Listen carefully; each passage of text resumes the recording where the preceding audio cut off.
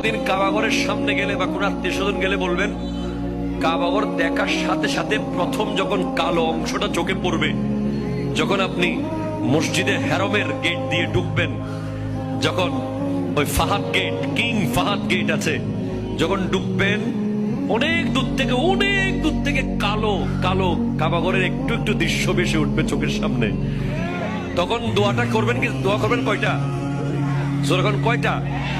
একটা দোয়াই কবুল হবে দেখার সাথে সাথে।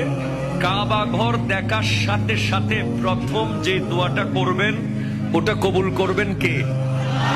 এখন শিখে নেন, অনেক মানুষ জানেন না হিকমত। আপনি একটা দোয়া করবেন, একটাই শেষ, একটা সুযোগ পাবেন আপনি, কিন্তু আপনি এমন এক দোয়া করবেন যেন যতদিন ওখানে থাকেন প্রত্যেক দোয়া কবুল হয়ে যায়। এই হিকমতি দোয়াটা শিখে নেন। আপনি বলবেন, আল্লাহ আমি 10, 12, 15 যতদিন এখানে থাকবো, যতগুলো দোয়া করব সব কবুল করে নিয়েন। দোয়া করছেন কয়টা? পাবেন কয়টা?